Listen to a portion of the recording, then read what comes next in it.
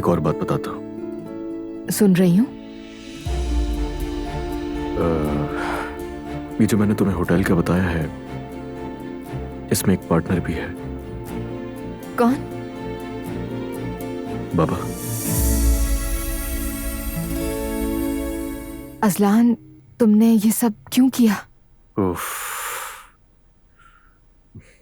दुआ प्लीज, तुम भी शुरू मत हो जाना खुदा के लिए। तुम्हारे बाबा इसीलिए नाराज हुए क्योंकि तुमने मेरे पापा के साथ पार्टनरशिप की है? नहीं मेरी जान, बिल्कुल भी नहीं। ऐसा कुछ भी नहीं है। ऐसा हुआ तो मुझे बहुत दुख होगा। मैं कह रहा हूं ना, नहीं है ऐसा कुछ। बस करो।